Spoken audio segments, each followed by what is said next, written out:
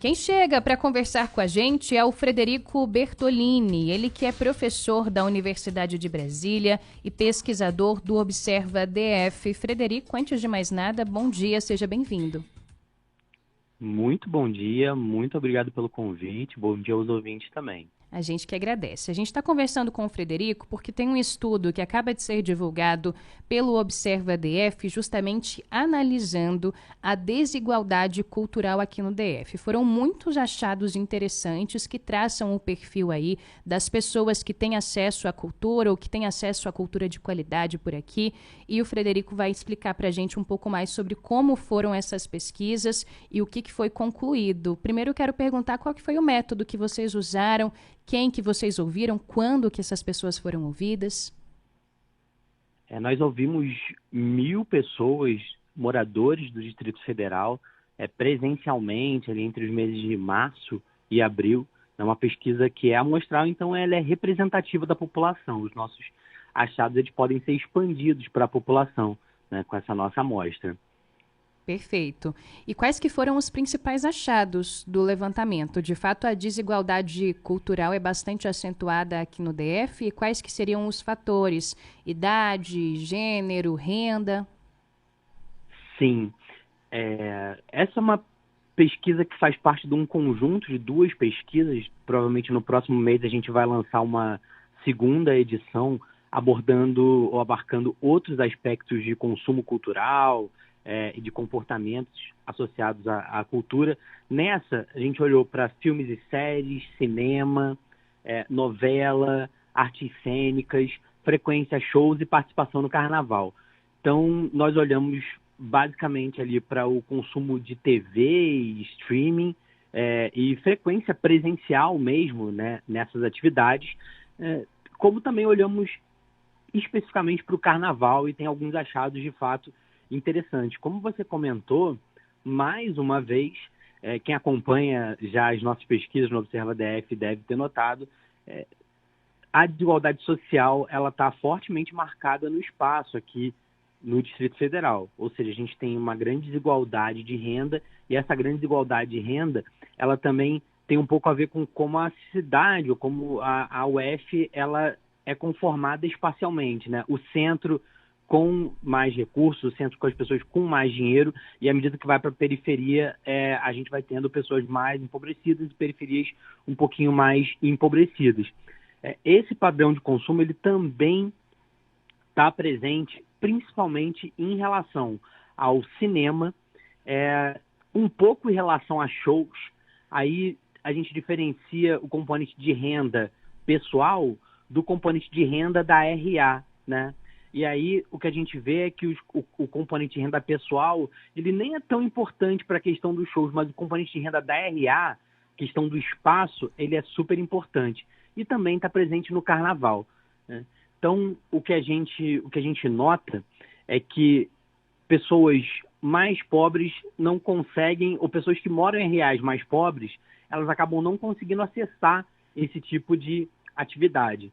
Uma coisa interessante, e que aí não é exatamente uma desigualdade, mas é um comportamento que tem a ver com preferências, que tem a ver com estilo de vida, é que o público evangélico ele é bastante diferente do público não evangélico, né? Especialmente as evangélicas pentecostais. Existe uma tendência à participação menor no carnaval, né? E também existe uma tendência à participação menor em shows ou ida menos frequente ao cinema. Um outro aspecto que é interessante e que não se trata de uma desigualdade, mas tratam de opções de estilo de vida também, é a questão etária, né? A questão geracional. De fato, os mais jovens eles consomem mais esses bens e produtos culturais. Principalmente quando a gente olha para o comportamento em relação à forma como consome, né? E aí o streaming ele tem crescido e tem se tornado a forma mais prevalente de consumo desse tipo de produto. E isso acontece não apenas para os mais jovens. É interessante notar que, no geral da população, atualmente as pessoas de Brasília elas consomem mais streaming, o Smart TV ou outras formas de consumo pela internet do que TV, né? 61% das pessoas consomem streaming e só 55% das pessoas consomem TV, ou seja, a gente teve aí um crescimento forte desse tipo de consumo, que é importante ressaltar, não necessariamente é de produtos que foram feitos para o streaming, né? Então as pessoas, elas agora podem acessar produtos que foram feitos para TV, só que através do streaming. E isso a gente pode notar, principalmente pelo percentual de pessoas que assistem ainda programas de auditório e novelas, que continuam sendo bastante fortes. Também legal destacar a questão da comédia. A comédia, ela está... cerca de 30% aí das pessoas assistem programas de comédia, seja na TV, seja no streaming, e nesse aspecto não existe nenhuma diferença por classe social ou por RA de moradia. As pessoas, elas indistintamente têm esse comportamento de assistir comédias aqui no Distrito Federal. Então é interessante, aparecer ali como a terceira opção mais assistida, com 30%, logo atrás de programa de auditório e de novelas. Interessante. Agora, pode falar. Fica à vontade, pode continuar. Tá, aí um dado, assim, que é muito ruim e que a gente destacou também na nossa pesquisa, para além dessa desigualdade de renda, a gente tem uma desigualdade de acesso associada a gênero, principalmente nos shows e no carnaval. Isso é o mais forte no carnaval, essa desigualdade de gênero. Mulheres participam menos de blocos, mulheres ou pessoas identificadas com o gênero feminino vão menos a festas, vão menos ao carnaval em si, né? Então, enquanto você tem ali, por exemplo, 24% dos homens participaram de algum tipo de festa no carnaval, apenas 14% das mulheres o fizeram, né? Então, a gente não tem um dado específico perguntando sobre isso, até porque é uma bateria grande de perguntas, a gente não conseguiu se aprofundar nessa questão, mas é uma questão que vale aprofundamento, porque a gente acredita, ou a gente pode pensar que talvez isso seja devido ao receio que pessoas identificadas com gênero feminino têm de eventualmente irem para a rua no carnaval, de brincarem e pularem o carnaval livremente, dado o receio que elas possam ter de serem importunadas, né?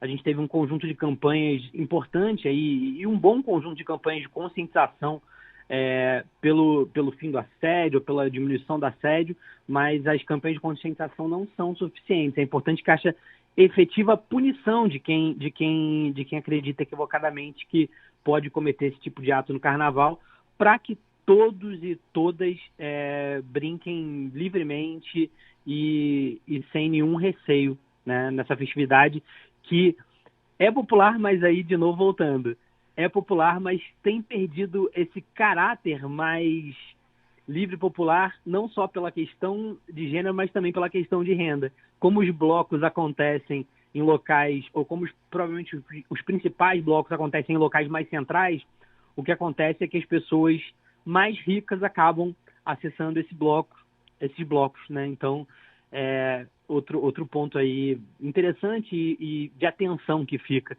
em relação ao carnaval.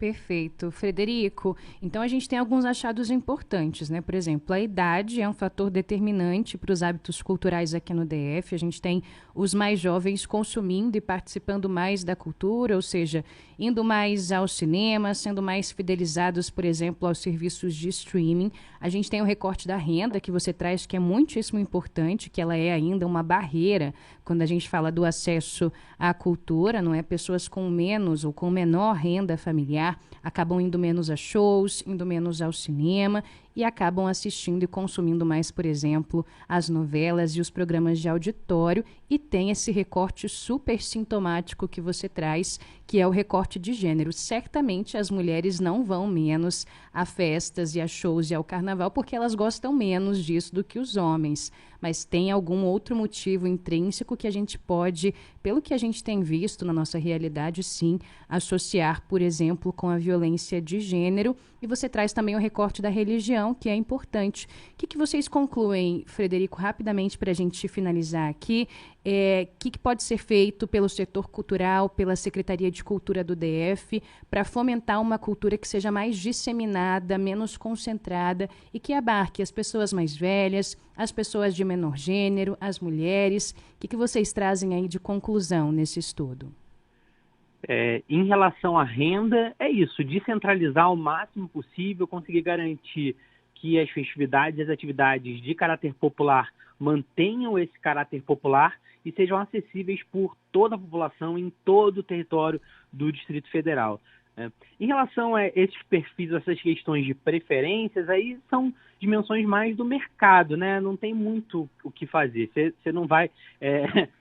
evidentemente, convencer as pessoas mais idosas a necessariamente pularem carnaval. Mas isso não significa que você não possa ter um conjunto de ofertas de bens culturais, de produtos culturais para esse público, assim também como os evangélicos no carnaval, né? Outros tipos de festividades que não necessariamente envolvam lá o carnaval em si, mas que sejam na mesma data e que possam ser uma oportunidade aí de mercado, de movimentar a economia. Pode ser interessante esse tipo de iniciativa. E, por último, o essencial é garantir mais segurança, especialmente para as pessoas identificadas com gênero feminino durante eventos como carnaval, como shows, né? Isso a gente notou também nos shows. As mulheres elas acabam participando menos de shows e, como você disse, é muito pouco provável que isso seja porque elas prefiram ou não gostem tanto, né?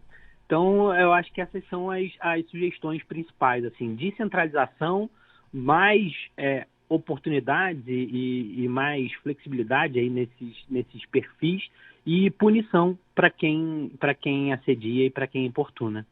Perfeito. Agora são 8h28. Esse foi o Frederico Bertolini, ele que é professor da UNB, pesquisador do Observa DF, a quem eu agradeço a participação e aproveito para parabenizar na sua pessoa todos os pesquisadores do Observa DF. Vocês têm feito um belo trabalho aqui em Brasília. A gente volta e meia fala dos estudos de vocês, são sempre muito enriquecedores, ajudam a gente a abrir os olhos para questões importantes. Parabéns pelo trabalho, sejam sempre muito bem-vindos à Nova Brasil. Obrigado, um abraço.